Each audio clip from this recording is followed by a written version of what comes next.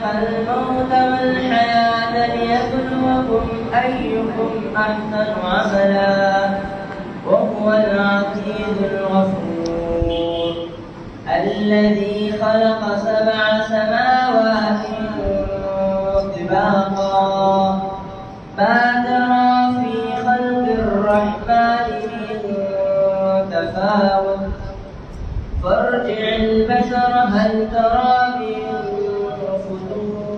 فتور ثم ارجع البصر كرتين ينقلب إليك البصر وهو خاسئ وهو حسير ولقد زينا السماء الدنيا بمصابيح وجعلناها رجوما للشياطين وأعتدنا لهم عذاب السعير وللذين كفروا بربهم عذاب جهنم وبئس المصير إذا ألقوا فيها سمعوا لها شهيقا وهي تفور تكاد تميز من الغيظ كلما ألقي فيها فوج سألهم خزنتها ألم يأتكم نذير قالوا بلى قد جاءنا نذير فكذبنا وقلنا ما نزل الله من شيء إن أنتم إلا في ضلال كبير صدق الله العظيم.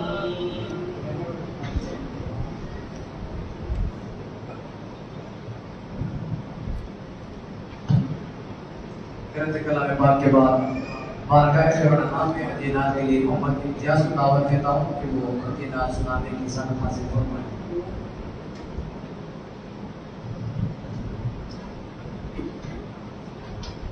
السلام علیکم ورحمۃ اللہ وبرکاتہ. نعت شریف پیش کرنے سے پہلے مرتبہ والے جملے شریف.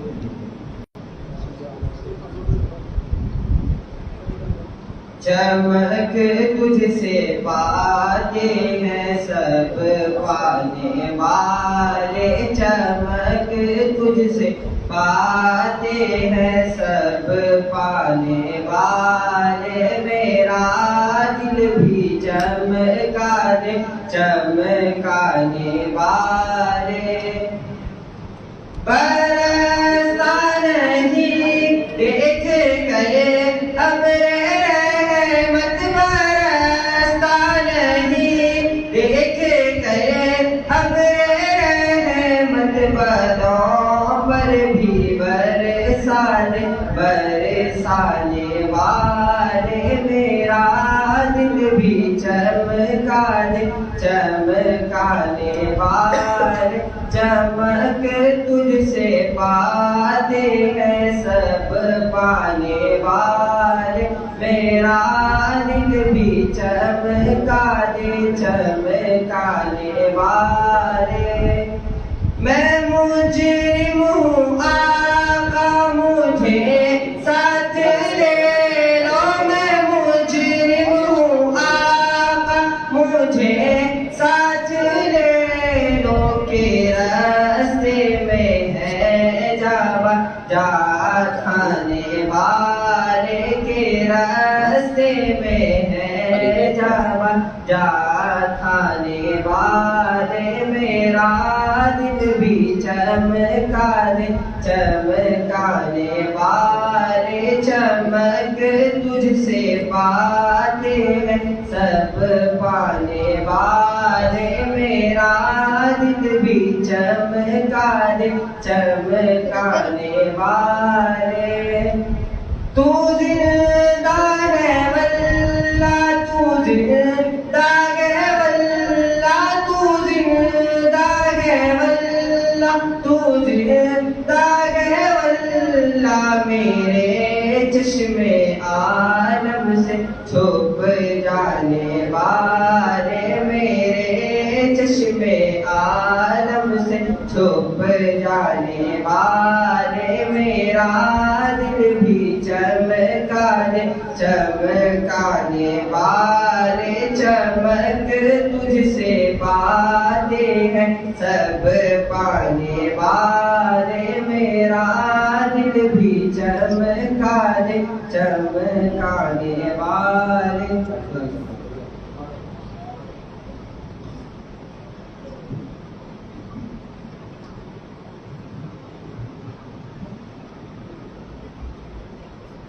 جلسے کی کارروائی کو آگے بڑھاتے ہوئے میں دعوت خطاب دیتا ہوں حضرت علامہ مولانا حافظ محمد متین قادری صاحب کامل حدیث جامعہ نظامیہ کو کہ وہ اپنے خطاب سے ہم لوگوں کو محسوس فرمائیں۔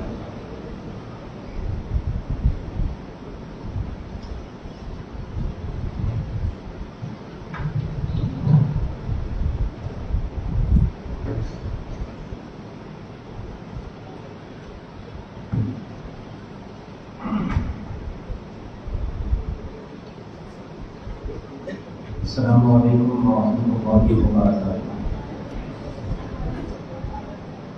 الحمد للہ رب العالمین، والصلاة والسلام علی اشرف الانبیاء وسید الاصفیاء والمرسلین وعلی آلہ الطاہرین واصحابہ الاکرمین اجمعین، اما بعد، فأعوذ بالله من الشيطان الرجيم، بسم الله الرحمن الرحيم، ولقد كرمنا بني آدم، صدق الله المولانا العلي العظيم، وصدق رسوله النبي الأمين المكين الحني الكريم، فقد قال الله تبارك وتعالى في شان عظمة حبيبه سيدنا ونبينا ومولانا محمد، إن الله وملائكته يصلون على النبي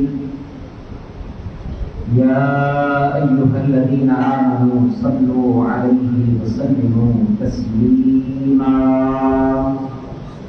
اللهم صل على سيدنا محمد وعلى سيدنا محمد أفضل صلواتك وعدد معلوماتك وبارك وسلم، صلوات الله وسلامه على أشرف الأنبياء سيدنا ونبينا ومولانا محمد وعلى آله وأصحابه وسلموا تسليما كثيرا أبدا أبدا، اللهم صل وسلم وزد وبارك على نبينا محمد وآله وأصحابه أجمعين، أما بعد، اللہ تبارک و تعالی کا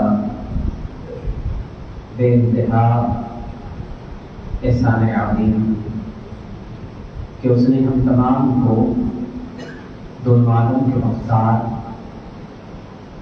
ہم تمام کے حبیب، دونوں عالم کے سردار سید الاسفیاء، امام الانبیاء و خاتم المرسلین، سبز گنبد کے مکین، سنہری جادیوں کے بانی،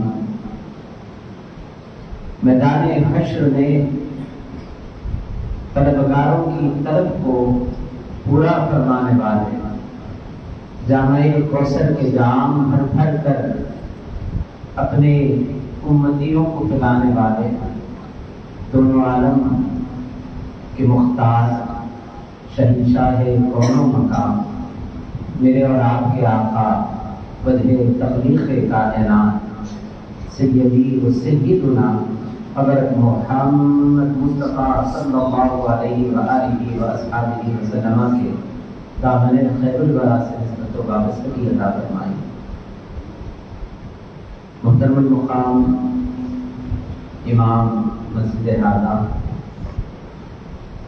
جمیع بزرگان دین، تمامی مدحان مصطفیٰ صلی اللہ علیہ وآلہ وسلم، عزیز طلباء و طالبات، نوجوان دوستوں، زمین سامعین اکرام، میرے لیے خوش نصیبی ہے کہ آپ کے درمیان اس بزم کا حصہ آپ کے مسجد اعلیٰ کے امام و خطیب کے ذریعے حاضری کا موقع ملا، اور اس یقین کے ساتھ میں بھی آپ کے ساتھ شریک ہوں، جنہیں اگر اشعار کی زبان میں کہوں تو بات اتنی ہوگی کہ ذکر نبی سے بزم کو مہکا رہا ہوں میں، ذکر نبی سے بزم کو مہکا رہا ہوں میں، یاد نبی سے دل کو بہلا رہا ہوں میں، یاد نبی سے دل کو بہلا رہا ہوں میں، محفل میں جو بھی مانگیں گے پائیں گے ہم سبھی، محفل میں جو بھی مانگیں گے پائیں گے ہم سبھی، دامن کو اس یقین سے پھیلا رہا ہوں میں، دامن کو اس یقین سے پھیلا رہا ہوں میں، اور کچھ اور آگے بڑھ کر عرض کریں تو بات اتنی ہوگی کہ غم سبھی راحت و تسکین میں ڈھل جاتے ہیں، غم سبھی راحت و تسکین میں ڈھل جاتے ہیں، جب کرم ہوتا ہے حالات بدل جاتے ہیں، جب کرم ہوتا ہے حالات بدل جاتے ہیں۔ تو ہماری آج کی اس بزم کا حصہ ملا جلا رد عمل کے ساتھ آپ کے درمیان کچھ کہنے اور سننے کی سعادت حاصل کی جائے گی۔ میں اولاً آپ سے یہ بات عرض کر دوں کہ ان محافل کا مقصد کیا ہے، اور بڑی خوشی ہے کہ سرپرست کے ساتھ طلباء بھی ہماری اس بزم کا حصہ ہے۔ ایک فلسفے کے طور پر ایک سبق کو یاد کس طرح کیا جا سکتا ہے، اس کی سمجھ کے لیے گفتگو کرنے کی سعادت حاصل کی جائے گی۔ میں نے قرآن مجید کی ایک آیت مبارکہ کا چھوٹا سا حصہ تلاوت کرنے کی سعادت حاصل کی۔ ہمارا خیال یہ ہے کہ ہم ان چند الفاظ کے ساتھ اپنی حقیقت کی طرف آئیں۔ قرآن مجید میں اللہ تبارک و تعالیٰ نے ارشاد فرمایا وَلَقَدْ كَرَّمْنَا بَنِي آدَمَ۔ آگے آیت مبارکہ طویل ہے اور بڑی بحثیں ہیں، مگر میں اسی چند کلمات کے ساتھ آپ کے ذہنوں کو توجہ دلانے کی کوشش کروں گا۔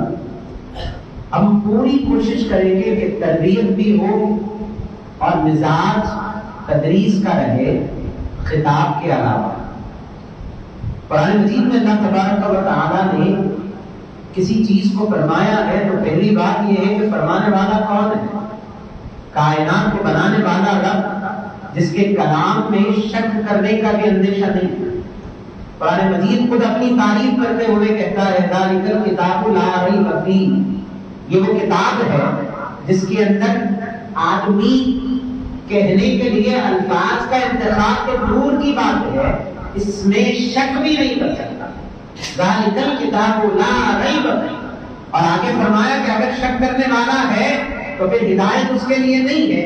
قرآن واضح اعلان کر رہا ہے ھدی للمتقین، اس میں ہم نے ہدایت صرف ان لوگوں کے لیے رکھی ہے جن کو ہم اپنے تقوی سے نوازتے ہیں، اور تقوی کا مطلب اتنا ہے کہ وہ کام کیے جائیں جن کو اللہ قبول فرمائے اور جن سے اللہ راضی ہو جائے، اور اس امر سے دور ہو جائیں جن سے اللہ تبارک و تعالیٰ نے دور رہنے کا حکم ارشاد فرمایا۔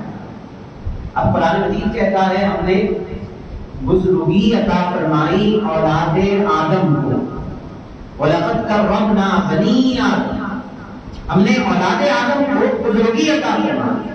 اور بزرگی کا مطلب اللہ رب العزت نے عزت یافتہ بنایا، ایسا بنایا کہ کائنات کی ساری اشیاء بڑے ادب بڑے لحاظ کے ساتھ انسان کے لیے فکر کو پیدا کرتی ہے۔ یعنی اللہ تعالیٰ نے کائنات کو بنایا ہے، اب کائنات کو آپ پیدل پہ دیکھتے جائیں تو آپ کو کائنات میں زمین کے مخلوقات نظر آئیں گے۔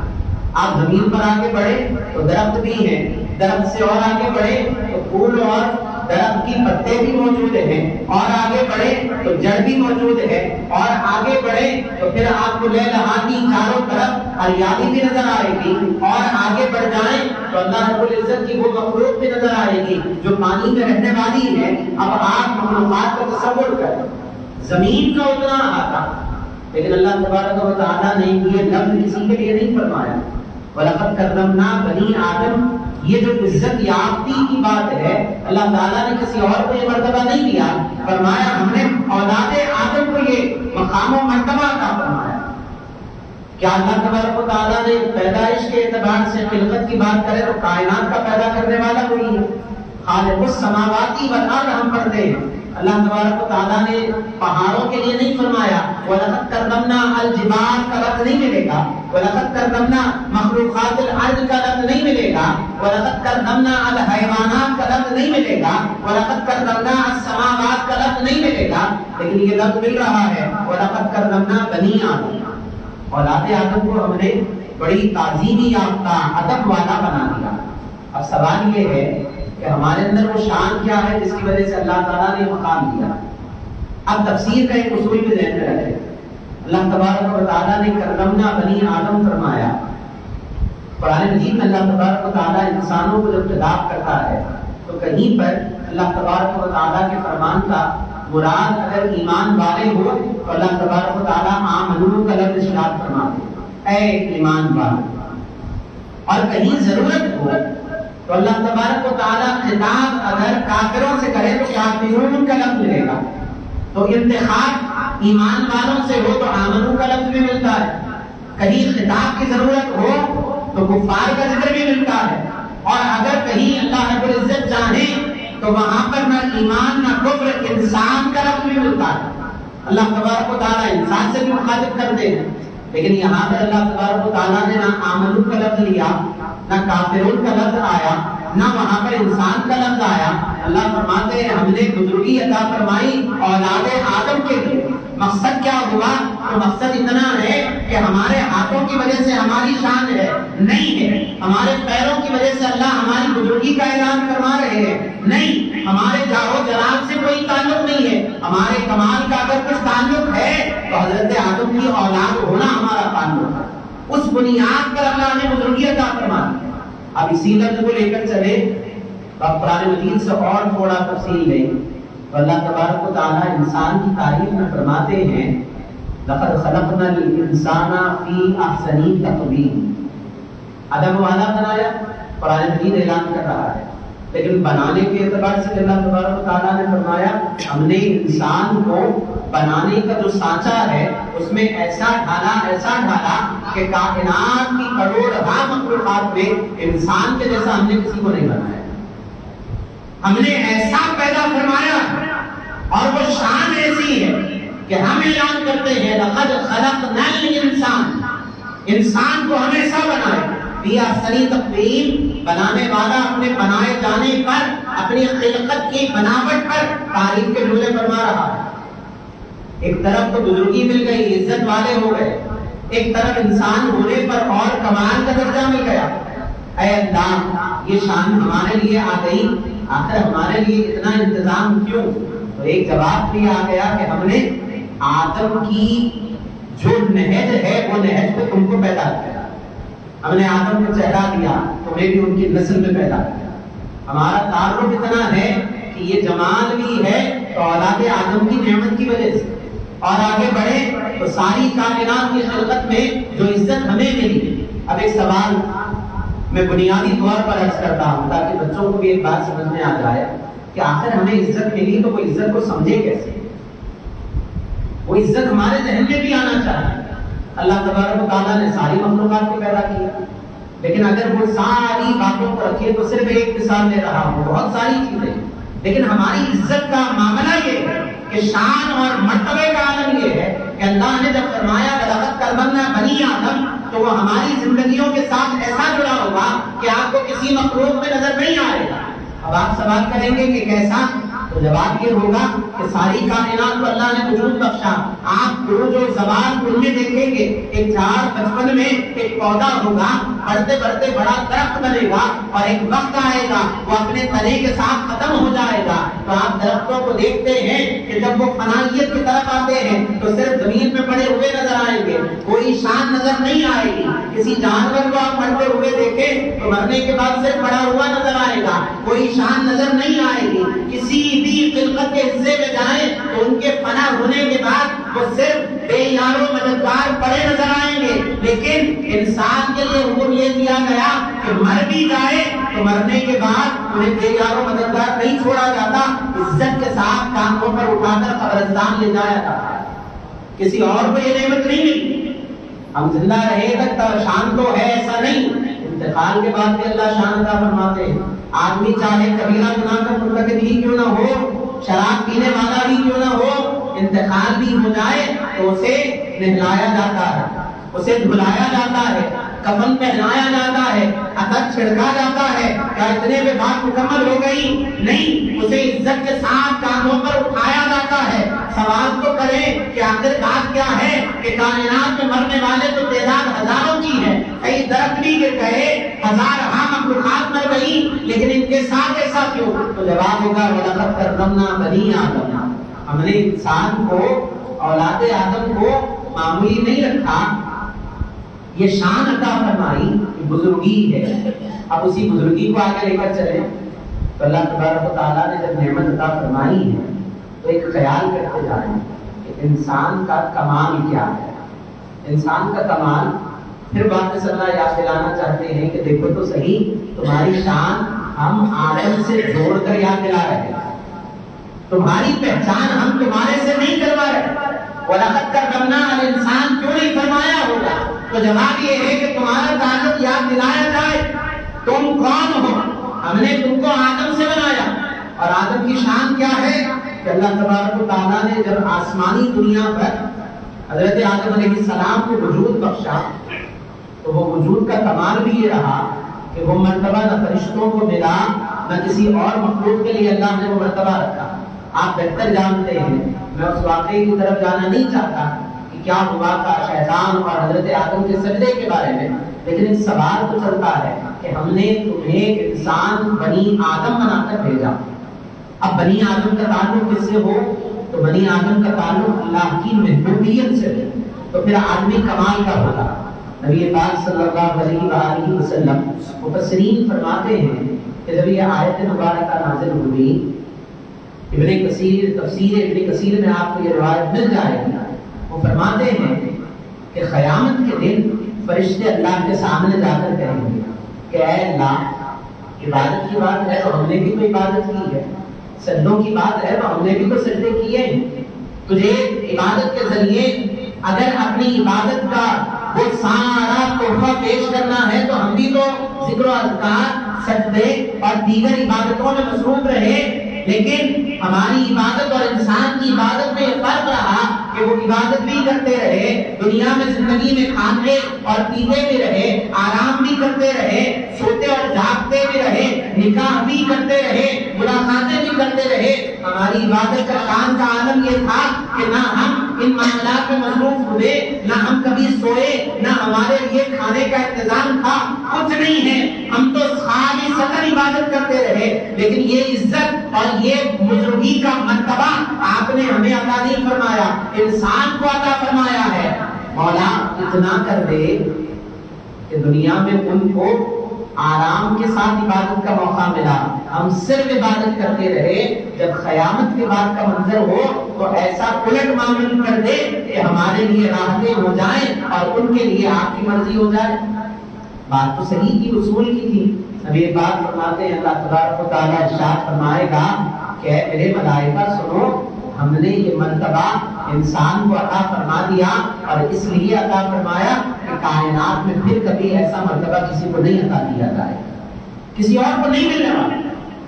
اب ساری بات میں ایک جگہ پر لائیں کہ ہمارا مرتبہ انسان ہونے کی وجہ سے, انسان کے بعد ایمان والے ہونے کی وجہ سے, ایمان کے بعد تقوی والے ہونے کی وجہ سے, یہ سارا کچھ مرتبہ اللہ تبارک و تعالیٰ عطا فرما رہے ہیں یہ عطا فرمانے کی وجہ کیا ہے؟ تو پھر حضرت آدم علیہ السلام کے ساتھ ساتھ ہمیں اس بات کا بھی خیال کرنا ہے کہ یہ ساری کائنات کو اللہ نے وجود کیوں بخشا ہے؟ کیا وجہ ہوتی ہے کہ ہم ان 12 روزہ محافل کے ساتھ روزانہ جڑ رہے ہیں، کچھ نہ کچھ کہنے اور سننے کا موقع مل رہا ہے۔ ہم اگر اپنی مصلحت اور اپنی فکر پر نہ آئے، میں آگے بڑھوں اس سے پہلے چند دعوت، آج کی ضرورت کیا ہے؟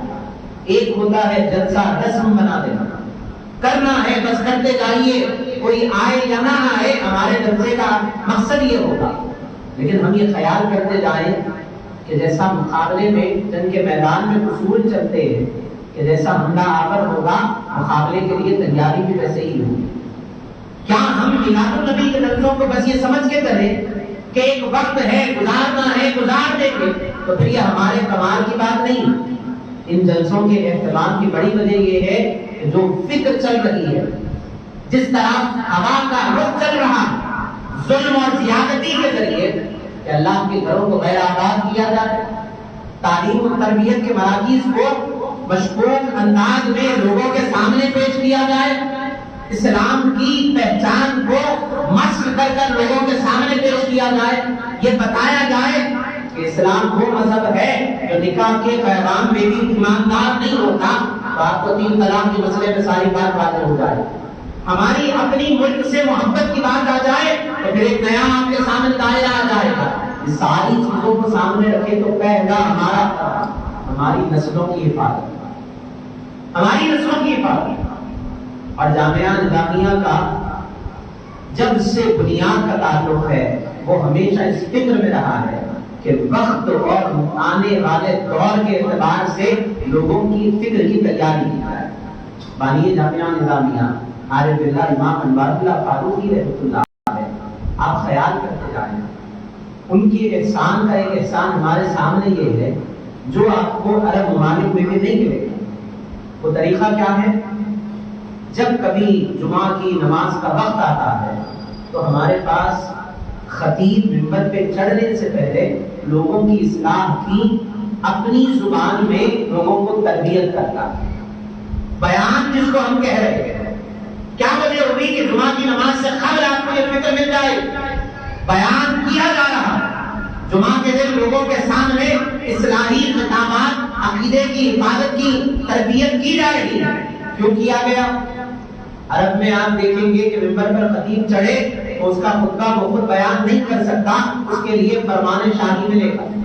ہمارے لیے ضرورت کیا ہے؟ تو آپ چاروں طرف دیکھتے ہیں علماء جامعہ نظامیہ کھڑے ہوتے ہیں، جب کبھی اپنے اطراف و اکناف جس گندگی کو بڑھتے ہوئے دیکھتے ہیں اس کی اصلاح کے لیے خطاب کر دیتے ہیں۔ کہیں قتل و غارت گیری کی بات آ جائے تو پھر اس کے فتنے کے سدے بات کے لیے کوشش کی جاتی ہے۔ کوئی عقیدے پر سوال اٹھائے تو اس کا جواب دیا جاتا ہے، کہیں پر کمزوری دیکھی جائے تو تربیت پر بات کی جاتی ہے۔ آغاز کیوں کیا گیا؟ وجہ یہی تھی کہ بانی جامعہ نظامیہ نے ہمارے لیے ایک نیا طریقہ کار آگے بڑھا دیا۔ وہ یہ تھا کہ جمعہ میں آنے والا ہر کوئی عربی سے واقفیت نہیں رکھنے والا، ان کی تربیت بھی ہو، اسی لیے جمعہ میں بیان کا آغاز کیا گیا۔ اب اس بیان کے ساتھ ہمارے عقیدوں کی حفاظت جڑی ہوئی۔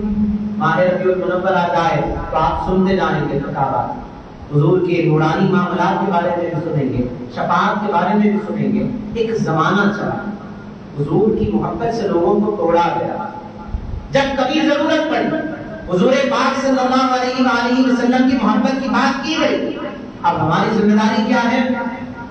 اب میں بہت ضروری باتوں کی طرف توجہ لے جانا چاہتا ہوں۔ خیال کریں کہ ہم ہمارے بچوں کی آنے والے وقت کے اعتبار سے تربیت کر رہے ہیں۔ اللہ نے ہمیں وہ شان عطا فرمائی ہے جس شان کے ساتھ ہم اپنی قدر و منزلت کی بات کرتے ہیں۔ فرشتے کہہ رہے ہیں کہ اللہ وہ شان ہمیں بھی عطا فرما، اور اللہ فرما رہا ہے کہ نہیں، ہم نے وہ اپنے بندوں کے لیے خاص کر دی ہے، کسی کو وہ مرتبہ نہیں ملنے والا۔ اور اس مرتبے کی شان کیا ہو؟ آج آپ دیکھتے جائیں گے کہ ہماری کمزوری کہاں پر ہے۔ ہماری کمزوری کا حال یہ ہے کہ ہم تربیت قرآن کمزور نظر آئے، قرآن کی تعلیم دینا، لیکن ہم کتنی طریقوں سے اپنے بچوں کو اس طرف لے کر جا رہے ہیں۔ ہمارے پاس محدود جملے ہو جائیں گے، میں اگر تکلیف سے عرض کروں تو آپ فقہ کی کتابوں میں اکثر پڑھتے ہیں نماز کس پر فرض ہے، تو آپ ایک اندیشہ کہ ہم کس جگہ پر رکے ہوئے ہیں اس کا اندازہ آپ لگا سکتے ہیں۔ جب بھی آپ کسی فقہ کی کتاب کو اٹھائیں نماز کے فرض ہونے کے بارے میں آپ کو پہلا جملہ ملے گا کہ نماز ہر مسلمان عاقل اور بالغ پر فرض ہے۔ اب سوال یہ ہے کہ عاقل کا مطلب تو معلوم ہے، عقل والا ہونا، مسلمان کا مطلب بھی معلوم ہے، لیکن سوال یہ ہے کہ بالغ کس کو کہتے ہیں؟ ہم ہماری نسلوں سے سوال کر کر دیکھتے ہیں بالغ ہونا کسے کہا جاتا ہے؟ ہمارے جملے بالکل خاموش ہو جائیں۔ تربیت اسلامیہ میں ہماری کمزوری ہے۔ قرآن مجید کے معمول کے اعتبار سے اگر دیکھیں تو ایک جملہ، ایک واقعہ حکایت کے طور پر عرض کرتا ہوں۔ امام غزالی رحمۃ اللہ علیہ فرماتے ہیں، امام شافعی رحمۃ اللہ علیہ کا دور ہے، اس دور میں ایک شخص تھا، وہ شخص اس کو اللہ تبارک و تعالیٰ نے اولاد بھی نہیں عطا فرمائی، بے اولاد تھا، بڑی تمنا تھی کہ اللہ اسے بھی اولاد عطا فرمائے، رو رو کر دعا کیا، بار بار اللہ رب العزت سے جب کبھی موقع ملتا اپنے لیے اولاد کی طلبگاری کے لیے دعائیں پر دعائیں کرتا رہا۔ زندگی آگے بڑھتی گئی، عمر بڑھتی گئی، ایک ایسا موقع بھی آیا جس موقع پر اللہ رب العزت نے اس کی دعاؤں کو مقبولیت کا مرتبہ دیا اور اللہ تبارک و تعالیٰ نے اسے بیٹی عطا فرمائی۔ اب وہ بیٹی کی ولادت پر اتنا خوش ہوا، اتنا خوش ہوا، اپنے آپ سے قسم کھا لی، اور وہ قسم یہ تھی کہ جب میری بیٹی بڑی ہو جائے اور اس کے نکاح کی بات ہو تو میں اس کو ودا کرتے وقت دونوں جہانوں کی دولت اس کے ساتھ بھیجوں گا۔ جب اس کا نکاح ہو تو کائنات دونوں عالم کی دولتیں اس کے ساتھ بھیجوں گا۔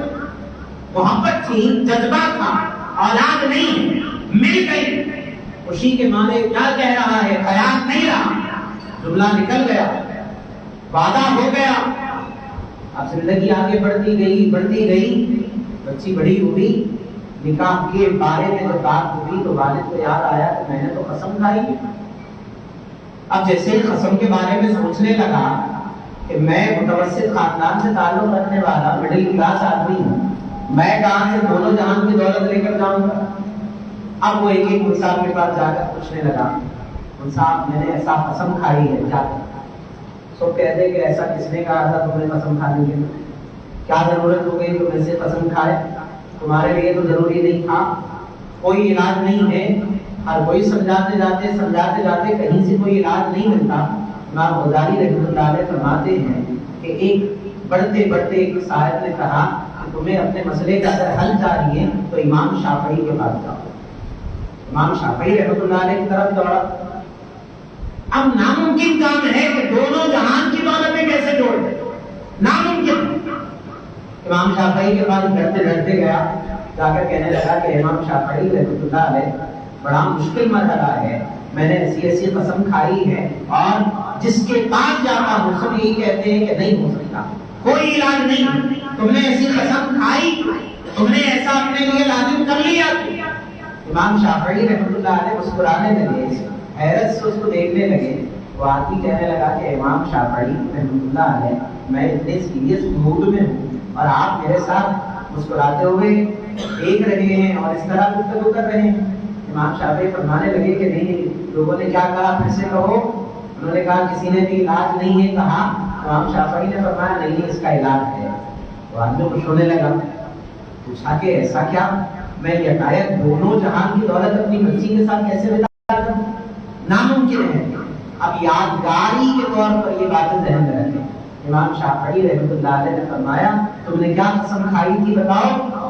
وہ آدمی کہنے لگا دونوں جہان کی دولتیں اپنی بچی کے ساتھ ملا کروں گا۔ امام شافعی رحمۃ اللہ علیہ نے فرمایا بڑا آسان ہے، خوشی سے اپنی بچی کا نکاح کرو۔ تو کہنے لگا وعدہ ہے، وعدہ کیسے مکمل کرو؟ امام شافعی نے فرمایا جب تم اپنی بچی کو ودا کرنے لگو تو اپنی بچی کے ساتھ اللہ کا کلام قرآن مجید بھی اس کے ساتھ دے دینا، اور فرمایا قرآن وہ ہے جو دونوں جہانوں میں اس سے بڑی دولت کوئی اور نہیں ہو۔ سب سے بڑی دولت کا نام قرآن ہے، تم اس کے ساتھ دے دینا، دونوں جہان کی دولت اس کے ساتھ ملا کرنے کے برابر ہو گیا۔ اب خیال کریں کہ امام شافعی کی فکر کیا، قرآن کو کیا مرتبہ دیا، قرآن کے ساتھ ہمارا تعلق کیسا ہونا چاہیے، اپنی چیزوں کو لے کر تربیت اسلام پر آئے۔ آج کی ہماری مجلس کا اصل مدعا اور مقصد یہ ہے کہ ضروریات دین پر کھل کر گفتگو کریں۔ آج بہت ضرورت ہے، حیا کے اندر، شرم کے اندر پیچھے ہٹ جائے نہیں چلنے والا۔ میں بار بار ایک بات کو کہتا ہوں کہ ہم جس طرف بڑھ رہے ہیں یا ہماری نوجوان نسل جس طرف قدموں کو آگے بڑھا رہی ہے، اس میں کہیں نہ کہیں ایک بڑا پہلو بے حیائی کا ہے۔ اب میں آپ سے سوال کرتا ہوں، قرآن کہتا ہے ہم نے اولاد آدم کو بزرگی عطا فرمائی، عزت والا بنایا، اور بے حیائی کے ساتھ کیا وہ عزت ہم باقی رکھ رہے ہیں یا اس کا سودا کر رہے ہیں؟ جواب آئے گا کہ نہیں، بے حیائی کے ساتھ کبھی بھی بزرگی نہیں رہ سکتی۔ ہماری دین کی تربیت کا عالم یہ ہے کہ ہم اپنے طور پر شرم و حیا کی بات کریں تو آپ اس بات سے انکار نہیں کر سکتے کہ اگر میت کے لیے غسل کی بات آ جائے تو ہمارے پاس اس کو بھی برہنہ نہیں کیا جاتا، اس کو بھی پردے میں رکھ کر نہلایا جاتا ہے۔ شرم و حیا کا تعلق مرے ہوئے آدمی کے ساتھ، پردے کا لحاظ۔ قبر میں میت اگر خاتون کی ہو تو خوشے کا اعلان ہوگا، پردے کا لحاظ رکھا جائے گا۔ اب سوال کرتے جائے کیا ہم اس دائرے میں ہیں یا دائرے سے نکل گئے؟ یہ پوری درمیان میں گفتگو کو موضوع سے ہٹ کر لانے کی وجہ کیا ہے؟ حضور نے فرمایا الحیاء من الایمان، حیا ایمان کا جزء ہے، اور ایک حدیث میں حضور فرماتے ہیں ایمان اور حیا دونوں ایک ساتھ رہتے ہیں، اگر ان دونوں میں سے ایک نکل جائے تو دوسری اپنے آپ نکل جاتی ہے، دوسرے کا کوئی معمول نظر نہیں آئے۔ اگر ہمارے اندر سے حیا نکل جائے تو وہ جو بزرگی کا اعلان ہے، اللہ کی قربت کا اعلان ہے، وہ ہمارے ہاتھوں سے نکل جائے گا، وہ ہم باقی نہیں رکھتے۔ اب ہمارے موضوع پر اگر آ جائے، یہ سبق میں نے اس لیے بھی عرض کر دیا معزز سامعین اعلان، ہمارے پاس بہت سے کام صرف رسم کے طور پر چل رہے ہیں۔ ہمارا کام کیا ہے؟ کیا ضرورت ہوئی کہ امام مسجد ہذا پہ جدوجہد کرنی پڑی کہ چلو میلاد النبی کے موقع پر اتنے روزہ محافل سجائے جا رہے ہیں؟ اس کے پیچھے پہلا مقصد یہ کہ ہمارا تعلق مسجدوں سے جڑے، ہم اللہ کے گھر میں آئے، جب گھر میں آئے تو ایک تنہائی کا گوشہ بھی تھا۔ میں تنہائی میں بیٹھ کر جب ساری دنیا کو اپنی تکلیفیں سنا سکتا ہوں تو جس کا گھر ہے کیا اس کو نہیں سنا سکتا؟ ساری کائنات میری گفتگو کو سننے تیار ہے، کیا میرا مولا میری گفتگو کو نہیں سنے گا؟ کیا وہ تنہائی کے گوشے سے ہمارا تعلق اتنا ٹوٹ گیا کہ ہم تنہائی میں بیٹھ کر اپنے آپ کو اللہ سے جوڑنے کے لیے تیار ہی نہیں؟ کائنات میں لوگوں کو پکڑ کر کبھی غم کے ساتھ، کبھی آنسوؤں کے ساتھ، کبھی لرزتے لہجوں کے ساتھ اپنی تکالیف اور اپنی مشکلات کا ذکر کر رہے ہیں۔ اب ہماری ضرورت یہ ہے کہ ہمارا تعلق مسجدوں سے جڑ جائے، اور مسجدوں سے جڑے اس لیے کہ حکمت کے فیصلے بھی کرنا ہے کہ بیک وقت ہماری مسجدوں سے ایسا تعلق جڑ جائے کہ بیک وقت 25-50 لوگ مسجد سے آتے جاتے رہے تو کسی میں اتنی ضرورت نہیں ہوتی کہ وہ ہماری مسجدوں کی طرف نظر بھی اٹھا کر دیکھ سکے۔ لوگ کوشش کہاں پر کریں گے جہاں تنہائی؟ دشمن ہمیشہ اس بات کے انتظار میں رہتا ہے کہ اکیلا مل جائے تو میں پھر کامیابی کا اعلان کروں، لیکن ہماری پہچان یہ ہے کہ ہم کبھی اکیلے میں نہیں، ہمارا تعلق تو یہ ہے کہ ہم اکیلے ہو کر بھی اجتماع کے طور پر رہیں گے۔ ہماری شان یہ ہے کہ ہم صرف اپنے خاندانی اور اولادوں کے ساتھ جڑے ہوئے نہیں، اللہ نے ہمیں مسلمان بنایا تو ایک شان عطا فرمائی، اور حضور نے وہ شان کا نام رکھا المسلم اخو المسلم، ایک مسلمان دوسرے مسلمان کا بھائی۔ ہم کس تعلق سے دور ہو جائیں گے؟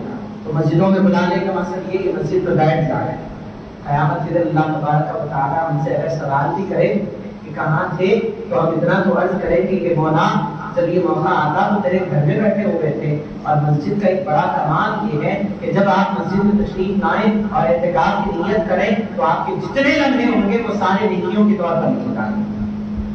گھر میں کیا ایسا موقع ملنے والا ہے؟ نہیں۔ اب دوسرا فائدہ کیا ہوگا؟ دوسرا فائدہ یہ ہوگا کہ ہم اللہ تبارک و تعالیٰ کے پیارے حبیب کے ذکر کو سنیں۔ وہ ذکر کیا کرتا ہے؟ قرآن مجید کہتا ہے الا بذکر اللہ تطمئن القلوب۔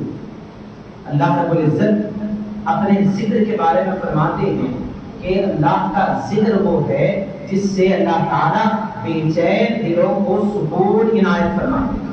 الا بذکر اللہ تطمئن القلوب، بانی جامعہ نظامیہ امام انوار اللہ فاروقی رحمۃ اللہ علیہ نے کتاب لکھی ہے، میں ذکر کروں گا کہ آپ بھی اس کی تلاوت کریں۔ انوار احمدی اس کتاب کا نام، مدینہ طیبہ کی سرزمین، حرمین کی سرزمین پر آپ نے اس کتاب کو لکھا۔ یہ صحیح موقع ہے کہ اپنے بچوں کے سامنے اس چیز کو پڑھ کر سنائیں۔ عقیدے کی حفاظت ہوگی۔ بانی جامعہ نظامیہ میں اس کتاب کا حوالہ اس لیے دے رہا ہوں کہ آسانی کے ساتھ مل جائے گی، پڑھ لیں۔ آپ فرماتے ہیں ہماری آج کی اس محفل کو اگر اختتام طرف لاؤں تو آپ فرماتے ہیں کہ بے چین دلوں کو سکون کیسے ملے گا؟ فرمایا اللہ کے ذکر سے۔ بانی جامعہ نظامیہ فرماتے ہیں کہ وہ سکون کیسے ملے گا، وہ ذکر کیا ہے؟ اللہ بذکر اللہ تطمئن القلوب فرمایا گیا۔ وہ ذکر آخر کیا ہے تو دلوں کو سکون دیتا ہے۔ کیا صرف دنیاوی معاملات دل کو بے چین کرتے ہیں؟ نہیں، ہماری عبادتیں بھی گواہی دیں گی، ہم رکعت کو باندھتے ہیں لیکن ہمارا دل سکون میں نہیں رہنے والا، وہ تو چاروں طرف پھرنے والا ہے۔ امام بڑی اچھی قرات کے ساتھ قرآن کی تلاوت بھی کرے تو ہماری توجہ اس کی طرف نہیں جاتی، ہم تو کہیں اور پھرتے رہتے ہیں، تو ہمارے دلوں میں بے چینی۔ اب اس دل کو سکون کیسے ملے؟ وہ ذکر کیا ہے؟ وہ کون سی چیز ہے جس سے دلوں کو سکون ملا کرتا ہے؟ بانی جامعہ نظامیہ فرماتے ہیں وہ سکون ملنے کا وہ آخر ذکر کون سا ہے؟ تو ایک واقعہ بیان کرنا، اس واقعے کا تعلق فرمایا جاتا ہے حضرت علی رضی اللہ تعالیٰ عنہ سے۔ حضرت علی رضی اللہ تعالیٰ عنہ فرماتے ہیں کہ میں ایک مرتبہ بڑا بے چین ہوں۔ اس بے چینی کو نبی پاک نے دیکھ لیا کہ میں چہرے سے کچھ بے چین محسوس ہو رہا ہوں۔ حضور اکرم صلی اللہ علیہ وآلہ وسلم حضرت علی رضی اللہ تعالیٰ عنہ کو بلاتے ہیں، بلا کر فرماتے ہیں اے علی کیا بات ہے؟ میں تمہارے اندر بے چینی کو دیکھ رہا ہوں۔ حضرت علی رضی اللہ تعالیٰ عنہ عرض کرتے ہیں کہ یا رسول اللہ آپ کچھ بے چینی ہیں؟ حضور پاک صلی اللہ علیہ وآلہ وسلم فرماتے ہیں کہ اے علی ایک کام کرو، کسی کو بلاؤ اور بلا کر تم اپنے کانوں میں الفاظ اذان کو دہرانے کے لیے کہو۔ اذان کے الفاظ تمہارے کان میں اذان دی جائے، الفاظ اذان کو تمہارے کان میں بولا جائے۔ حضرت علی رضی اللہ تعالیٰ حضور کی طرف دیکھنے لگے۔ بانی جامعہ فرماتے ہیں کہ حضور پاک نے حضرت علی کو یہ حکم دیا تو یہ حکم کی وجہ کیا تھی؟ یہ حکم کی وجہ تھی حضرت آدم علیہ السلام۔ حضرت آدم علیہ السلام فرمایا گیا، میں تھوڑا سا تفصیلی طور پر جا رہا ہوں، حالانکہ خطاب کچھ اور نوعیت کا ہوتا ہے لیکن فلسفہ بڑا ضروری ہے تاکہ بچوں کے اندر بھی وہ واقعات کا ایک اندیشہ پیدا ہو جائے کہ وہ بھی فکر کریں۔ فرمایا جاتا ہے حضور صلی اللہ علیہ وآلہ وسلم فرماتے ہیں کہ جب حضرت آدم علیہ السلام دنیا میں آئے تو حضرت آدم علیہ السلام اللہ نے بڑی قربتوں سے نوازا تھا، بڑی نعمتوں میں تھے۔ ان نعمتوں میں سب سے بڑی نعمت یہ تھی کہ حضرت آدم علیہ السلام نے کبھی اندھیرے کو نہیں دیکھا، اندھیرے سے کبھی واقفیت نہیں ہوئی تھی، اندھیرا کیا ہوتا ہے نہیں معلوم، اندھیرے سے تعلق ہی نہیں۔ حضرت آدم علیہ السلام جب اوپر سے نیچے آئے، دنیا میں آنے کے بعد روشنی تھی، ہوتے ہوتے ہوتے وقت اثر آیا، حضرت آدم علیہ السلام بے چینی محسوس کرنے لگے، عجیب فکر ہوگی، اور وجہ یہ تھی کہ اندھیرا نہیں، اندھیرا کوئی وہاں پر روشنی کی کیفیت نہیں۔ اب سوچتے جائیں کہ اندھیرے کا معمول کیا ہوگا، اندھیرا بڑھ رہا ہے، حضرت آدم علیہ السلام کے اندر بے چینی بڑھ رہی ہے، وہ بڑے فکر کرنے لگے یہ کیا ہو رہا ہے، یہ کیا چیز ہے۔ وہ بے چینی جب بڑی تو اللہ کو پکارنے لگے، اللہ رب العزت کو آوازیں دینے لگے۔ ابھی یہ بات فرماتے ہیں کہ حضرت جبرائیل امین کو اللہ تبارک و تعالیٰ نے حضرت آدم علیہ السلام کے قریب بھیجا۔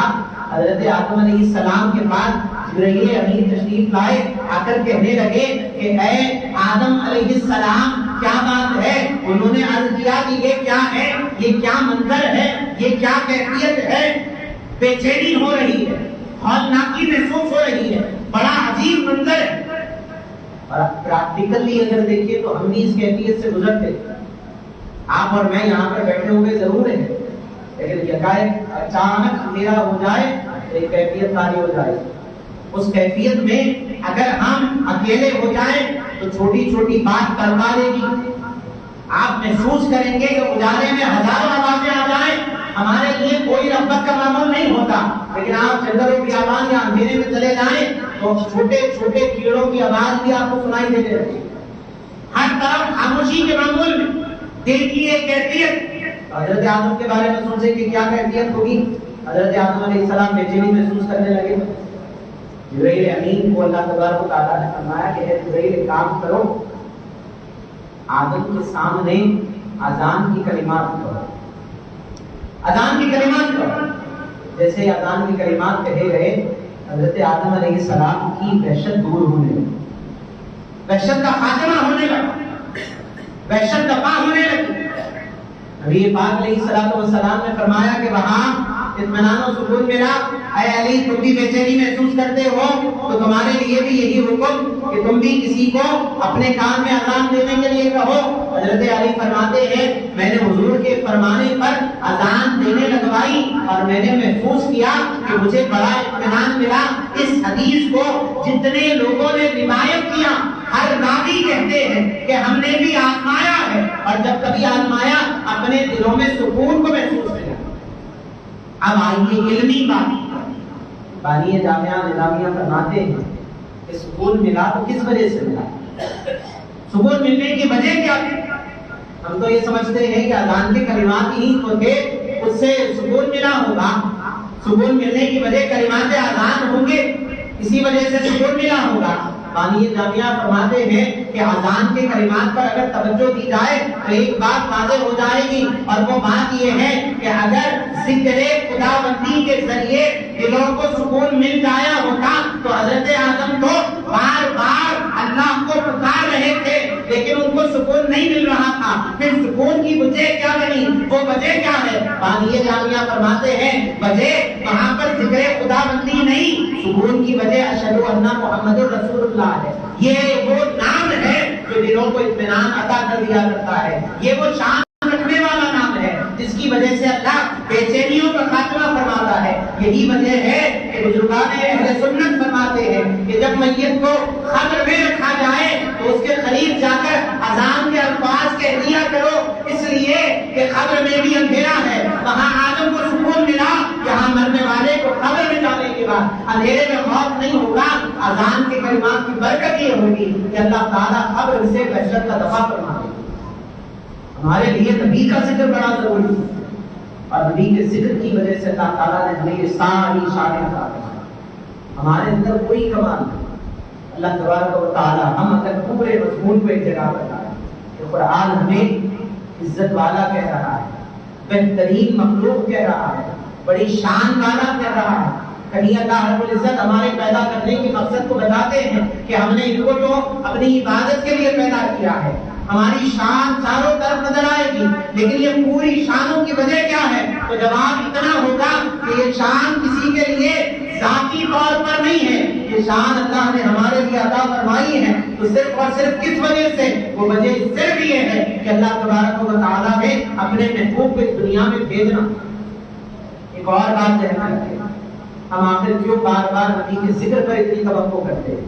ایک بات یاد رکھیں کہ ہماری پہچان آج بنی ایسا نہیں، ہماری پہچان تو زمانوں سے چل رہی ہے۔ ہماری شان کا عالم یہ ہے کہ یہ جو ہم مجالس کر رہے ہیں، ان مجالس کے پیچھے مقاصد میں ہمارا نام بھی پہلے سے مشہور ہے، ہم معمولی مقام رکھنے والے تو نہیں ہیں۔ تفسیر جلالین میں فرمایا جاتا ہے کہ اس قوم کو اللہ تبارک و تعالیٰ نے پچھلی قوموں کے سامنے تعریف کے طور پر کہا کہ یہ وہ امت ہوگی جس کو ہم حمادین کا لقب عطا فرمائیں، حمادین کے لفظ سے پکاریں۔ مفسرین فرماتے ہیں حمادین کا مطلب کیا ہے؟ حمادین کا مطلب یہ ہے کہ وہ قوم، وہ امت جو اپنے نبی کا خوب ذکر کرنے والی ہوگی۔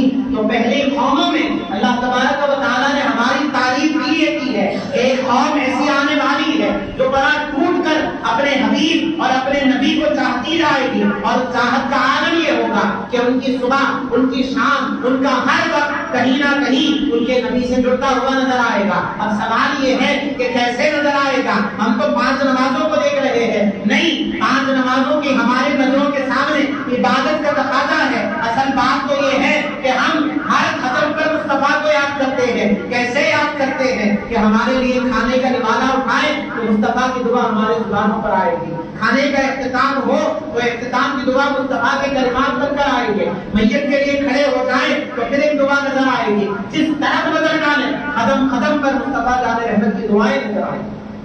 خیال تو کریں کہ مصطفیٰ جان رحمت نے ہماری کیسی تربیت کی. آپ بخوبی جانتے ہوں گے ہمارے درمیان ایک نئے چینل کا آغاز ہوا. آپ کے امام و خطیب مسجد ہادہ بھی اس چینل پر قرآن مجید کی تلاوت کرتے ہیں YJS چینل کے نام سے. میں اس کا عرض کرنے کا مقصد آپ سے کہتا ہوں کاوشیں بہت ہیں. ان میں آداب زندگی کے نام سے ایک پروگرام چل رہا ہے.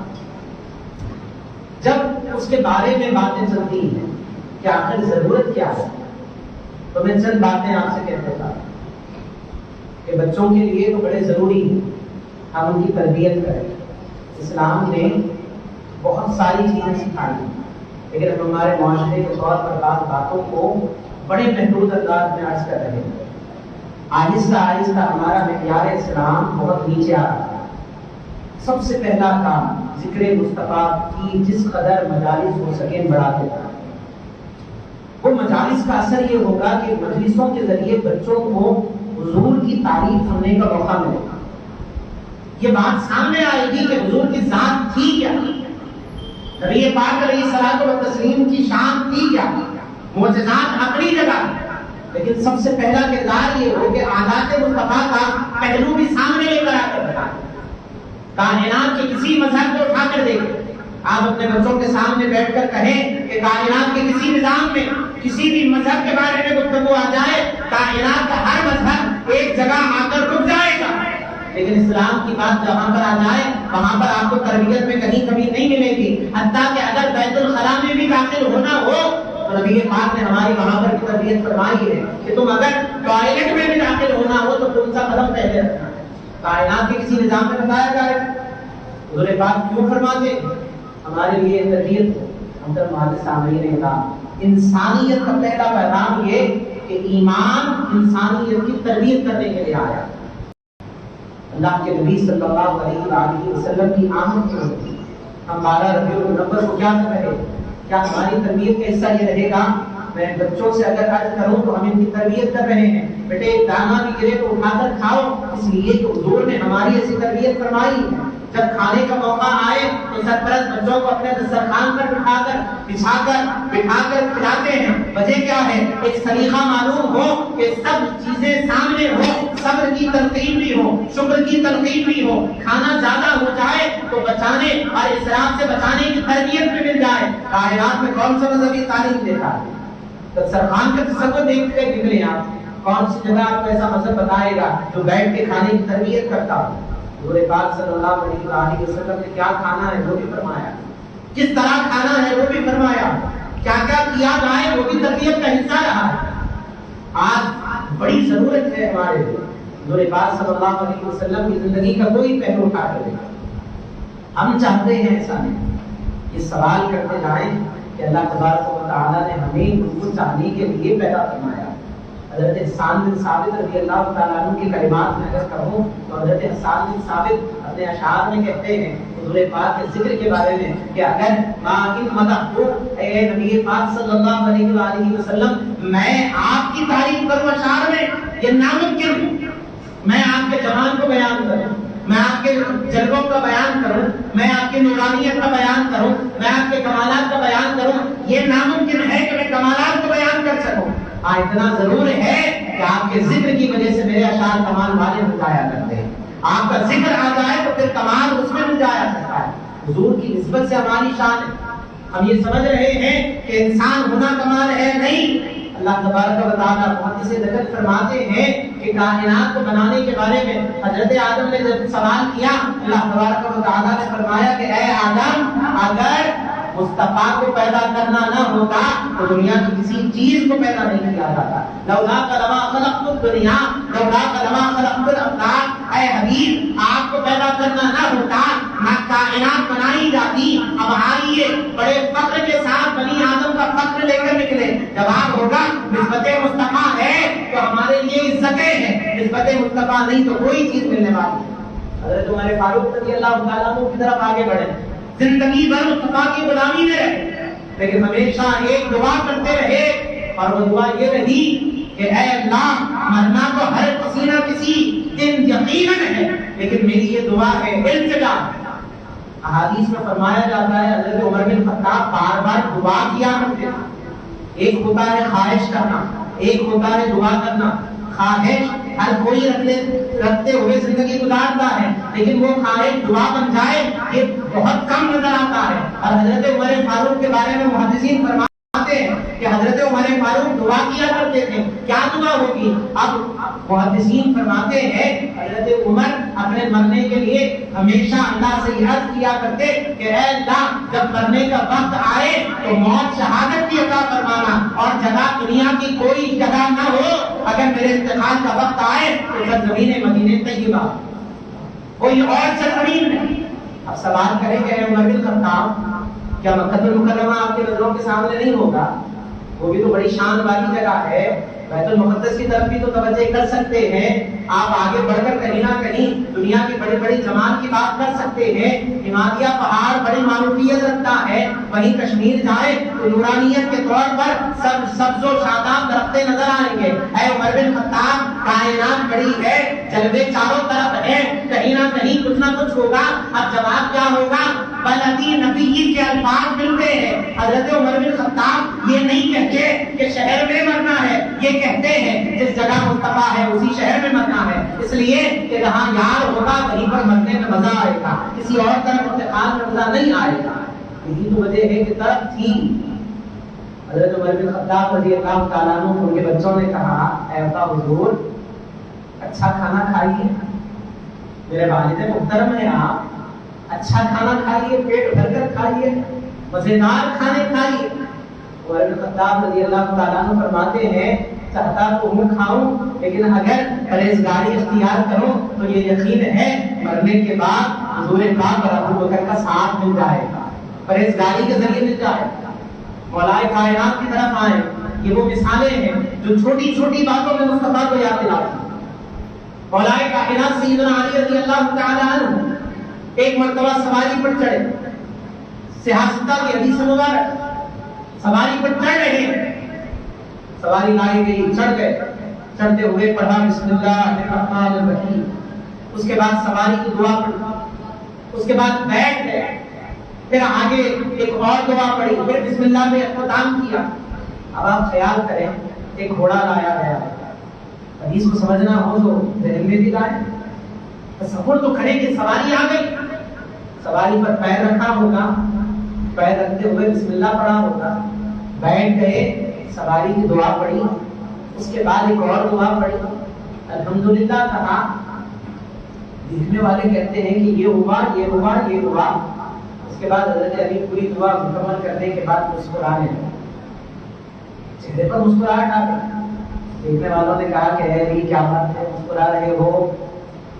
حضرت علی رضی اللہ تعالیٰ عنہ نے جواب دیا کہ ہم نے حضور کو دیکھا تھا، حضور پاک صلی اللہ علیہ وسلم کی سواری پر بیٹھے، یہ پڑھا، یہ پڑھا، یہ پڑھا، اس کے بعد دعا مکمل کرنے کے بعد مسکرانے لگے۔ لوگ حضرت علی کی طرف دیکھ رہے ہیں، مسکرانے کے لیے وجہ تو ہو کچھ، لیکن حضرت علی یہ نہیں کہتے کہ تمہیں دیکھ کر، تمہیں دیکھ کر، تمہیں دیکھ کر، مسکراہٹ چہرے پر آ گئی، کہنے لگے سواری ہے، سواری پر بیٹھ گیا، دعائیں پڑھی، لیکن ساتھ میں حضور نے مسکرایا تھا، اس لیے میں بھی مسکرا رہا، میری مسکراہٹ کی وجہ کچھ نہیں۔ اب اس کے بعد آگے کہتے ہیں میں تو اس لیے مسکرایا تھا اس لیے کہ حضور مسکرائے تھے۔ اب یہ بھی سنو حضور کیوں مسکرائے تھے؟ حضور مسکرائے اس لیے تھے کہ قیامت کا دن ہوگا، اللہ رب العزت معافی مانگنے والے، توبہ کرنے والوں کی مغفرت فرمائے گا، اور فرمائے گا کہ میرا بندے نے مجھے کچھ سمجھ کر ہی توبہ کی ہوگی، اس لیے میں اس کی مغفرت فرماتا ہوں۔ مصطفیٰ اس لیے مسکرائے تھے اور میں مصطفیٰ کی خاطر مسکرا رہا۔ آپ تصور کریں کہ ہمارے قدم کہاں ہیں، ہم کس طرف چل رہے ہیں۔ محترم ہمارے سامنے بہت ضرورت ہے بچوں کی نگرانی کریں، ایک ایک لقمے کا نگرانی کرتا ہوں طرف ہماری توجہ ہے۔ میں اگر گرد کے ساتھ ایک پیغام لے کر بات مکمل کروں، کیونکہ میں زیادہ فکر اس طرف کر رہا ہوں کہ تربیت، ہم اپنے بچوں کو کھو دیں۔ زمانہ بڑا عجیب عجیب مثالیں پیش کر رہا ہے، آپ نے چند ہفتے پہلے پڑھا ہوگا ہمارے شہر میں ایک شوہر کو جذبہ پیدا ہوا. میں اکثر کہتا ہوں میاں بیوی کے درمیان محبت کے تعلق کی وجہ سے وہ رشتہ جڑنے والا ہے. وہ تعلق ہی بنا محبت کی وجہ سے. ایک شوہر کو اپنے شوہر ہونے پر فخر ہوا, بیوی کے قریب گیا, ہتھیار لیا, قتل ہو گیا, گلا کاٹ رہا. کیا یہ ہماری تربیت کا حصہ رہا؟ دیکھنے والے آج بڑے عجیب انداز سے ہماری طرف دیکھ رہے ہیں. وہ یہ سوال کر رہے ہیں کہ کیا مذہب اسلام یہ ہے؟ مذہب اسلام یہ نہیں ہو سکتا. مذہب اسلام نے تو اپنی تربیتیں بتائی, حضور کی پوری زندگی اٹھا کر دیکھیں. میں آپ سے بار بار کہتا ہوں, آپ کبھی حضور کی زندگی کو پڑھیں, سیرت مصطفیٰ سامنے آئے, آپ کو ہزار تکلیفوں کے منظر نظر آئے, راستے سے لے کر سونے تک. نماز میں بھی تکلیف دی گئی, مسجد میں بھی تکلیف دی گئی, گھر میں بھی تکلیف دی گئی, حضور کے دروازے پر کانٹے ڈالے گئے, لیکن آپ کبھی حضور کو ہاتھ اٹھا کر بددعا کرتے ہوئے نہیں دیکھے. کوئی منظر ایسا نہیں ملے گا جہاں حضور نے ہاتھ اٹھا کر کہا ہو گیا ہے برباد فرما دے. ہمارا معاشرہ بڑی عجیب روش کی طرف چل رہا ہے. اب نسلیں کس طرف جا رہی ہیں؟ میں نوجوانوں کی طرف اگر آگے بڑھوں تو ہر ایک کی فکر یہ ہے کہ ہمارا بچہ پڑھے, وہ ملک کی طرف جائے جسے ہم امریکہ کہتے ہیں, جسے ہم کینیڈا کہتے ہیں, جسے ہم لندن کہتے ہیں. میں ایک توجہ کی بات کہتا ہوں, ایک نسل پہلے والے جو لوگ تھے وہ عرب کنٹریز کی طرف کمانے کے لیے جاتے تھے. کوئی سعودی عرب چلے گیا, کوئی کسی ملک کی طرف. تو کم از کم اتنی بے فکری تو تھی کہ ہماری نسلیں جس طرف جا رہی ہیں ایمان کی بقا تو ہے, لیکن ہماری نسلیں اب جس طرف تربیت کے لیے, تعلیم کے لیے جا رہی ہیں, وہاں اسلام کا نام بھی نہیں ملے گا. وہاں پر ہماری اولاد کو کس طرح رکھیں گے؟ پاکستان میں ایک بڑی سوشل سروس کمیٹی کام کرتی ہے, ET نام ہے. بہت لوگوں تو انہوں نے جو راستوں پر لوگ انتقال کر جاتے ہیں ان کی تدفین کے لیے انہوں نے پورا کمیٹی بنائی, کام کرتے رہے, ہزاروں لوگوں کی تدفین. اس کے جو فاؤنڈر ہیں ان سے ایک میڈیا پرسن نے سوال کیا کہ کیا آپ کو کبھی کسی میت کو دیکھنے کے بعد آنکھوں میں آنسو آئے؟ کئی لوگوں کو آپ تدفین کر رہے ہیں, آپ جانتے ہیں راستے میں مرنے والا کے حالتوں میں مرے گا, کوئی بھوک کی وجہ سے, کوئی سردی کی وجہ سے, کوئی تڑپ کی وجہ سے, پتہ نہیں کیا کیا مطلب. پوچھا کہ کیا آپ نے کسی مرنے والے کو دیکھ کر یہ محسوس کیا کہ آپ بھی رونے لگے؟ ضعیف العمر شخصیت ہے. انہوں نے جواب دیا کہ ہاں, ایک منظر یاد آتا. پوچھا کیا منظر ہے؟ کہا کہ میں ہاسپٹل میں ایک آدمی کی میت کے لیے گیا تھا, فقیر آدمی تھا, لیکن وہیں پر میرے سامنے ایک بڑی خوبصورت میت لائی, بڑا نورانی چہرہ, بڑا خوبصورت منظر, انتقال ہوا ہے. میں دیکھتا ہوں کہ یکایک اچانک ایک بڑی گاڑی آ کر رکتی ہے اور وہ گاڑی جلدی جلدی ہاسپٹل کے انتظامیہ کے پاس جاتی ہے. جانے کے بعد ہمیں ایک رقم دیتی ہے, کہتی ہے کہ آپ ان کا سب کر لیں, آپ ان کا سب کر لیں. ابھی وہ آدمی وہیں پر ہوتا ہے, ایک خاتون باہر نکلتی ہے, آواز دیتی ہے جلدی کرو ہماری فلائٹ کا ٹائم ہو رہا ہے, ہمیں جانا ہے. اب وہ بچہ اپنے وہ عورت کی آواز سنتا ہے, واپس دوڑتے ہوئے گاڑی میں بیٹھتا ہے. وہ کہتے ہیں کہ میری نظروں کے سامنے سے وہ اندر چلے جاتا ہے. اب انہیں فکر ہوئی کہ یہ ہے کیا, چل کیا رہا ہے. وہ آگے بڑے انتظامیہ سے پوچھنے لگے کیا بات ہے. تو کہنے لگے کہ یہ ہمارے ملک کے امیر ترین لوگوں میں سے ایک آدمی ہے جس کی میت ہوئی. پوچھا یہ کون تھا؟ کہا کہ ان کا بیٹا. وہ خاتون کون تھی؟ کہا وہ ان کی بہو تھی. پوچھا منظر کیا ہے؟ تو انہیں فلائٹ لینا ہے, کہیں جانا ہے, اور ان کے پاس اتنا وقت بھی نہیں ہے کہ وہ اپنے والد کے جنازے کی نماز بھی ادا کریں. یہ تیزی سے آگے بڑھنے والا, ہم ان منظروں سے نہیں بھاگ سکتے. ہمارے لیے بڑی ضرورت ہے بچوں کے لیے انتظام کرنا. کیسے انتظام ہو؟ آپ کی تربیت کے لیے نصاب ہے, آپ کو کہیں نہ کہیں رہنمائی کرتے جائیں. لیکن میری سب گزارشات جو کام ہم نے ختم کر دیا وہ ہے آپ گھروں میں روزانہ کوئی مذہبی کتاب لے کر بیٹھے. مذہبی کتاب سے کچھ نہ کچھ بچوں کو پڑھاتے جائیں, سمجھاتے جائیں. آپ کے پاس ایک بجے اور میں کہتا ہوں کہ جب آپ مجلس ختم کریں تو ہاتھوں کو بلند کریں, بلند کر کر اللہ کے حضور دعا بھی کیا کریں. میں اگر آنکھوں دیکھا حال آپ سے عرض کروں تو ایک کیفیت بنتی ہے، آپ کی تصور بنائیں دل تڑپ جائے۔ ہر ماں باپ بچے کے لیے ہاتھ اٹھا کر دعا کرتے ہیں، آپ بھی ایک موقع ایسا آئے گا اپنی اولاد کو بٹھا کر تڑپتے ہوئے لہجے میں اللہ سے کہیں گے، اور وہ لہجہ کہیں نہ کہیں آنسو بن کر نکلے گا، اور یہ منظر ہمارے سامنے ہوگا کہ باپ ہاتھ اٹھا کر اولاد کے حق میں روتے ہوئے دعا کرے گا اور عرض کرے گا کہ مولا میری اولاد کے لیے یہ فرما یہ فرما یہ فرما، اور وہی اولاد ہاتھ اٹھا کر اپنے ماں باپ کے لیے کہے گی کہ اے مولا میرے ابا کے آنسوؤں کو قبول کر۔ یہ منظر ہمارے لیے ضروری ہے، ہم ہمارے معاشرے کو تیار کرنا ہے، ہم چلے جائیں گے، ایک امانت ہمارے بڑوں نے ہمیں مسجدوں کا محافظ بنا کر چھوڑ کر گئے کہ مسجدوں کی آبادی ہماری ذمہ داری کی کلام اللہ پڑھا جائے۔ ہم امین ہیں، ہمارے اوپر یہ امانت رکھی گئی کہ ہم تربیت اسلام کو آگے بڑھاتے جائیں، اور امین کا بڑا مرتبہ ہوا کرتا ہے، اور امین جب اپنی امانت کو مکمل کرتا ہے تو اللہ بھی اس سے خوش ہوا کرتے ہیں۔ ہمارے لیے میلاد النبی کا مقاصد کا یہ حصہ ہے کہ درود پاک کثرت سے پڑھا، کثرت سے درود پاک پڑھا، صبح و شام ایک مقررہ تعداد کر بچوں پر لازم کریں، آپ لے کر بیٹھ کر 10 دفعہ پڑھیں، کوشش کرتے جائیں۔ میں اگر کہوں کہ آپ آج کوشش کریں تو اللہ ہمارے خلق کو بدلنے والا ہے، ذکر مصطفیٰ کائنات کو بدلنے والا ہے۔ میں ایک واقعے کی طرف توجہ لے جاتا ہوں، ممکن ہے ہم چند منٹوں میں اپنی بات کو مکمل کریں۔ سجدوں میں جب کسی کو آپ لے جاتے ہیں تو آپ کی فکر بدل دیتی ہے۔ حضرت بایزید بستامی رحمۃ اللہ علیہ کے بارے میں بڑے اچھے بزرگ ہوئے، ان کو آ کر کسی نے کہا کہ حضرت آپ کے شہر میں ایک عورت ہے جو جسم فروشی کا کام کرتی ہے، جسم بیچتی ہے، گھر چلاتی ہے، بڑی خوبصورت، بڑے بڑے لوگ پیسے لے کر انتظار میں بیٹھے ہوئے رہتے ہیں۔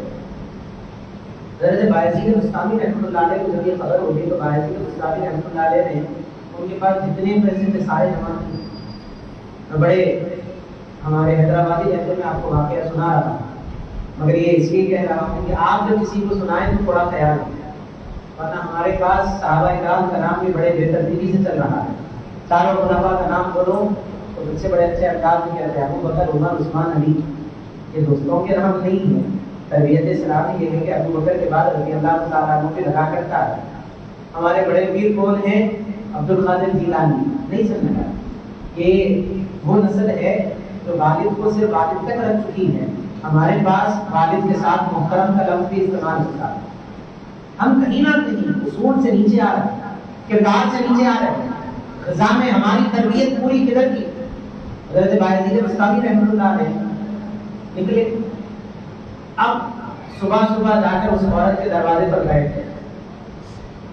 اب وہ عورت محسوس کرنے لگی، اپنے خادموں سے کہنے لگی کہ آج کیا بات ہے، ایک گراہک میں نہیں آ رہا، ایک گراہک میں نہیں نکلا۔ خادموں نے، باقیوں نے جلدی جلدی دروازہ کھولا، سامنے دیکھے بایزید بستامی رحمۃ اللہ علیہ بیٹھے ہوئے۔ اب جو بھی سودا کرنے کے لیے پیسے لے کر اپنی بدکرداری کے لیے آنے والا ہے، وہ آتے آتے آتے اچانک جیسے ہی دیکھتا بایزید بستامی ہے دوسری طرف نکل جاتا۔ ہمارے یہاں بھی طریقہ ہے، صاحب اگر کسی بات کو بلائیں تو وہ راستے سے نکل جانا۔ بایزید بستامی رحمۃ اللہ علیہ وہیں بیٹھے ہوئے، نہ گراہک آ رہا ہے نہ دروازہ کھول رہا ہے۔ اب وقت جانے لگا، نقصان کی فکر ہونے لگی۔ وہ جو بدکردار عورت تھی وہ بڑی بے چین ہوئی، دروازہ کھولا، کھول کر کہا کہ کدھر آپ، ادھر کدھر؟ بایزید بستامی رحمۃ اللہ علیہ نے فرمایا تمہارا کام پیسے لینا ہے، میں بھی گرا۔ اب بایزید بستامی رحمۃ اللہ علیہ کو اندر بلانا بھی ہے تو بڑا فکر کرنا ہے، پورے شہر کا سب سے بڑی صفت آدمی، کیا کیا جائے؟ بایزید بستامی رحمۃ اللہ علیہ سے کہا کہ ارے آپ تو ولی ہیں، آپ کو یہ شعبہ نہیں دیتا کہ آپ اندر تشریف لائیں۔ بایزید بستامی رحمۃ اللہ علیہ نے فرمایا تمہارا کام پیسے لینا ہے، تمہیں یہ شعبہ نہیں دیتا کہ مجھے یہاں سے بلاؤ۔ اب وہ عورت کو ضد آئی، وہ کہنے لگی کتنے لائے؟ بایزید بستامی رحمۃ اللہ علیہ نے فرمایا تم اپنا مطالبہ کرو۔ کہا بہت مہنگی خاتون، کم پیسوں میں بات نہیں بننے والی۔ بایزید بستامی رحمۃ اللہ علیہ نے فرمایا تم اپنا ڈیمانڈ رکھو۔ وہ خاتون نے اپنا ڈیمانڈ رکھا۔ بایزید بستامی رحمۃ اللہ علیہ نے رقم دینے سے پہلے پوچھا جب میں پیسے دے دوں تو یہ وقت سے لے کر یہ وقت تک تمہیں میرا حکم ماننا ہو. تو خاتون کہنے لگی ہوتا یہی ہے جب کوئی پیسے دے دیتا ہے تو ہم اسی کی بات مانتے ہیں, وہ جو کہے اسی کی بات کو تسلیم کیا جائے گا. باعزید بستامی رحمۃ اللہ علیہ فرمانے لگے ٹھیک ہے یہ رقم لے لو. وہ خاتون رقم لیتی ہے. باعزید بستامی رحمۃ اللہ علیہ فرماتے ہیں جاؤ جا کر غسل کرو. عورت کہتی ہے اچھا, غسل کر کر آتی ہے. باعزید بستامی رحمۃ اللہ علیہ فرماتے ہیں پاکیزہ لباس پہ. وہ عورت کہتی ہے ٹھیک ہے. باعزید بستامی رحمۃ اللہ علیہ مصلی بچھاتے ہیں, خود بازو کھڑے ہوتے ہیں. وہ عورت سے کہتے ہیں کہ آؤ اس مسئلے پر کھڑے ہو جاؤ. وہ خاتون کہتی ہے میرا کردار مسئلے والا نہیں ہے, میں تو گنہگار عورت ہوں, میرا اس سے کوئی تعلق نہیں ہے, تم مجھے غلط جگہ ٹھہرا رہے ہو. باعزید بستامی رحمۃ اللہ علیہ نے فرمایا پیسے لیے ہو, اب جو کہو تم جو کہوں اسے ماننا پڑے گا. وہ خاتون کہنے لگی ٹھیک ہے, مسئلے پر کھڑی ہو گئی. باعزید بستامی رحمۃ اللہ علیہ نے نماز کا آغاز کیا, کہا میں جیسے جاؤں تم بھی کرتے جانا. نماز کا آغاز ہوا, اقامت کی طرح پوری نماز ترتیب سے آگے بڑھی. قیام ہوا, قرات ہوئی, رکوع ہوا, سجدے میں جیسے ہی گئے باعزید بستامی رحمۃ اللہ علیہ دعا کرنے لگے کہ اے مولا باعزید نے کسی کو گناہ میں دیکھا تو اس کے لیے نیکی کا ایک دروازہ کھول دیا. اے مولا باعزید کا بس اتنا ہی کام تھا کہ تیرے دربار تک اس کے پیشانی کو لائے. باعزید نے اپنا کام کر دیا, اب پیشانی تو جھک گئی, اب دلوں کو بدلنے کی کیفیت آپ کے ہاتھ میں ہے. علماء فرماتے ہیں کہ باعزید کے اس سجدے کے بعد اس خاتون کو کبھی کسی نے غلط کام کرتے ہوئے نہیں دیکھا. ہم کب اپنے بچوں پر یہ محنت کریں گے, سجدوں میں لے جا کر اللہ سے عرض کریں کہ مولا میری نسل ہے, میری اولاد ہماری مغفرت کا ساتھ سامان مسلمان کے ساتھ نہیں رہنا. میلاد نبی کے محافل سے جڑے اور شب میلاد خوب ذکر کرے. اور جب میلاد النبی کا دن آتا ہے 12 ربیع الاول, ایک گزارش ہے کہ آپ جس جگہ بھی جس طریقے سے آگے بڑھیں درود پاک بڑی کثرت سے پڑھیں. ہمارے لیے وہ شعبہ نہیں دے رہا کہ کوئی اور پڑھے, ہم صرف ساتھ ساتھ جائیں. آپ جس بھی طرف قافلے میں جا رہے ہیں آپ کے لیے لازم ہے کہ اس دن آپ اپنے اوپر لازم کریں کہ ہمارے لیے صرف ڈی جے کافی ہونے والا نہیں ہے. ایسا نہیں, آپ اپنے آپ کو اپنے گلے پر یقین کرتے ہوئے درود پڑھیں. اللہ تبارک و تعالیٰ ہمارے لیے وہ اسباب پیدا کرے گا. اور ہمارے لیے اللہ تبارک و تعالیٰ نے شان والے مراتب بنا کر رکھے. اب جتنی زندگی ہے اتنی ہی ہمارے پاس جگہ ہے. اب کوشش کریں کہ ان مجالس سے حضور کے ذکر کے ساتھ عادات مصطفیٰ پر بھی فکر کرتے جائیں. وہی فکر ہوگی تو ہماری زندگیوں کو بدلے گی. میں اسی لیے کہتا ہوں گناہ ہو گیا, اب کام یہ ہے کہ بدلنے کی بات ہے. ذکر مصطفیٰ کیا ہے, وہی تو ہے کہ جب غم ہوتا ہے, اسی لیے میں نے شعر میں اسی بات کو پڑھا, غم سبھی راحت و تسکین میں ڈھل جاتے, تڑپ کر اللہ سے عرض کرے مولا سجدے چھوٹ گئے مگر تو فضل فرمانے والا ہے. اور وہ جب کرم پر آئے تو مصطفیٰ کی نسبت کی وجہ سے قیامت میں بھی اپنے دربار میں اعلیٰ مرتبہ عطا فرمانے والا ہے اور دنیا میں بھی شان عطا فرمانے والا ہے. تو ہماری شان پر وقتہ نماز ہے, حضور کا کثرت سے ذکر, حضور کی تعریف, حضور کے معجزات پر بار بار اپنے بچوں کے سامنے ذکر کرنا. اگر یہ ہم اتنا کوشش کر کر جائیں تو ہمارے انتقال کے بعد ہمارے بچے ان میلاد کی محافل کے ذریعے ہمارے اصالے ثواب کا ذریعہ بنتے جائیں. نعت سننے کی محبت پیدا ہوگی, درود پڑھنے کی محبت پیدا ہوگی, غریبوں کو کھلانے کا جذبہ ہوگا, حضور کو یاد کرنے کی عادت بنے گی. تو ان محافل کا ہمارے پاس مقصد ہے تو خاص طور پر توجہ کریں. آج سے آپ گھروں میں یہ عادت بنائیں کہ سونے سے پہلے ایک آدھا گھنٹہ یا 20 منٹ بیٹھ کر پورے گھر والے مل کر درود پاک کا استعمال کریں. گھر کے جو بڑے فرد ہوں وہ دور سے پڑھتے جائیں تو آپ کی بات اور ہماری جستجو پوری مکمل ہوگی. اللہ تبارک و تعالیٰ سے دعا ہے کہ اللہ تعالیٰ ہم تمام کو دنیا و آخرت میں حضور نبی محمد صلی اللہ علیہ وآلہ وسلم کے دامن خیر البرا سے ہمیشہ ہمیشہ محبتوں کو وابستہ رکھنے کی توفیق و سعادت عطا فرمائے. اللہ تعالیٰ ہمارے قدموں سے آپ مستقیم پر چلائے, ہمارے دلوں کو اللہ تبارک و تعالیٰ نبی و آل نبی کی محبتوں سے خوب غالب عطا فرمائے. اللہ تعالیٰ فضل و کرم کا معاملہ, رحم و کرم کا معاملہ ہمارے ساتھ فرمائے. اللہ تبارک و تعالیٰ دنیا میں نبی پاک کی قربتوں سے نوازے اور آخرت میں اور حشر کے میدان میں بھی نبی پاک صلی اللہ علیہ وسلم کی صحبت سے مالا مال فرمائے. بجاہ طہ و یاسین و آلہ و اصحابہ اجمعین والحمد للہ.